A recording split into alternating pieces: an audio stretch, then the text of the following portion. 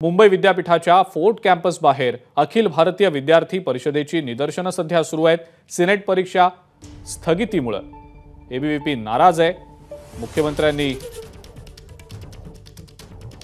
दबावात येऊन ही निवडणूक स्थगित केल्याचा आरोप एबीवीपीने केलेला आहे। पोलिसांनी काही आंदोलकांना देखील यावेळेला ताब्यात घेतलेला आहे।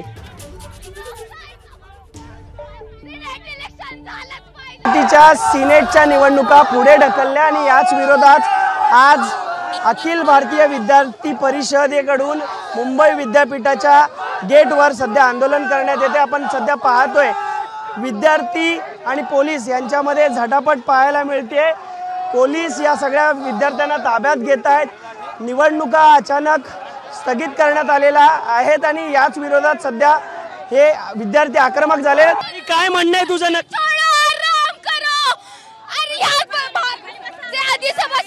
केले आहेत तर त्यासाठी लोकशाहीचा बळी घेतलाय शिंदे सरकारने।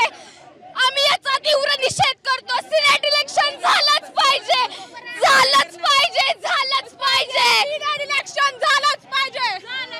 काही प्रतिनिधी माझ्या सोबत आहेत, त्यांच्याशी आपण संवाद साधणार आहोत। दादा, काय सांगशील? निवडणुका स्थगित करण्यात आलेल्या आहेत, काय तुमचं म्हणणं आहे? हे सरकारचा बोंगळ कार्यक्रम आहे। हा सिनेट इलेक्शन 2 वर्ष झाले अजून सुद्धा चालू आहे। हा इलेक्शन रविवारी असताना आदल्या दिवशी अध्यादेश काढतात की इलेक्शन बंद केलं पाहिजे। हा मुळात बोंगळ कार्यक्रम आहे। कुठेतरी मुंबई युनिव्हर्सिटीचा हा सरकारसोबत हस्तक्षेप असलेला आम्ही आरोप करतो। अखिल भारतीय विद्यार्थी परिषद ह्या गोष्टीचा जाहीर निषेध करत आहे।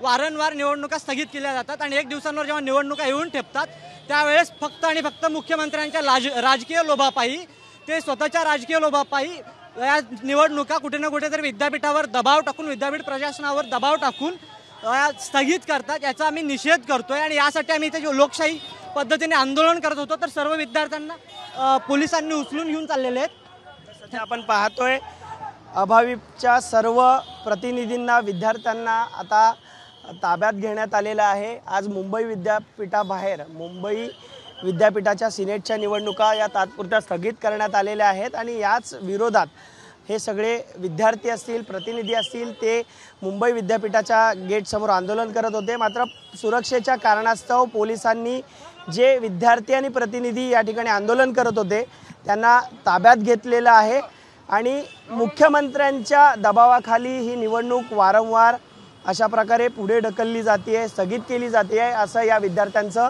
म्हणणं होतं। कॅमेरामन अजित कदमसह मी अल्पेश करकरे, एबीपी माझा, मुंबई।